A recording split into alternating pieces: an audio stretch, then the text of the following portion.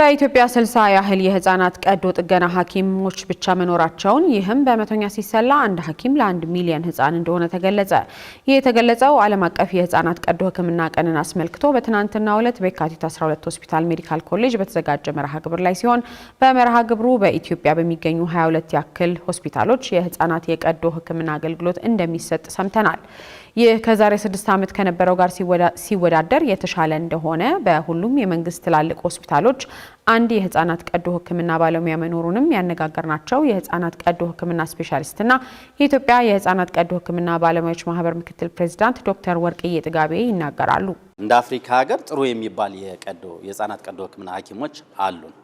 ያ ማለት በቂ ነው ማለት አይደለም። ነገር ግን ምንም አንዳንድ የአፍሪካ ሀገሮች ምንም አይነት የህፃናት ቀዶ ሕክምና ሐኪም የሌላቸው ስቲል አንድም የህፃናት ቀዶ ሕክምና ሐኪም የሌላቸው የአፍሪካ ሀገሮች አሉ። እኛ ሀገር ኦልሞስት ወደ 60 የሚደርሱ የህፃናት ቀዶ ሕክምና ስፔሻሊስቶች አሁን አሉን። ጥሩ ነው። በሀገራችን ውስጥ በ22 ሆስፒታሎች የህፃናት ቀዶ ሕክምና ሰርቪስ ማግኘት ይቻላል። ይሄ ማለት ትልቅ ምርታ ነው።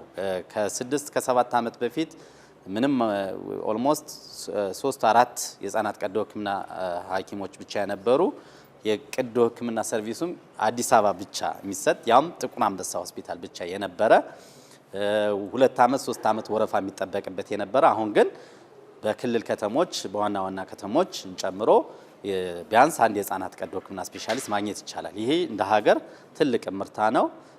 ብዙ መስራት ይጠበቅብናል። ከህዝባችን ቁጥር አንፃር ብዙ ሐኪሞች እና ብዙ የህፃናት ቀዶ ሕክምና ቲም ያስፈልገናል። ግን አርኪ የሚባል እንትን ላይ ነው ያለ ነው ማለት ነው። የህፃናት ቀዶ ሕክምና ስንል በጥቅሉ አነሳ ነው እንጂ ሰፊ የሆነ የሕክምና አይነት ነው የሚሉት ባለሙያው ወላጆች ልጆቻቸው ላይ የተለየ አይነት ስሜት ካዩ ወይንም በተፈጥሮ ከሚታዩ ችግሮች ጋር ህፃናቱ ሲወለዱ ወደ ሕክምና ተቋም ማምጣት እንዳለባቸውም ተናግረዋል። ከኩላሊት ከሽንት ትቦ እና ደግሞ ከዘር ፍሬ አካባቢ ወይም ደግሞ ከሰገራ መውጫ አካባቢ ደግሞ የሚታዩ ችግሮች አሉ። ለምሳሌ ሰገራ መውጫ ድፍን ሆኖ መፈጠር፣ ሰገራም አየር መውጣት የማይችል ሌላው የሽንት ትቦ ያፈጣጠር ችግሮች። ህፃኑ ሲሸና የወንድ ብዙ ጊዜ የሚከሰተው ወንድ ልጅ ላይ ነው።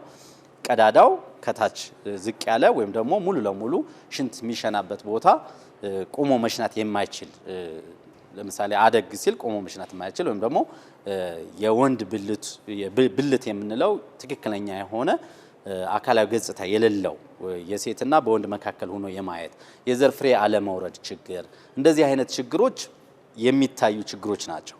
የሚታዩ ችግሮች ሲሆኑ ወዲያው ሕክምናውን ማግኘት ይኖራል።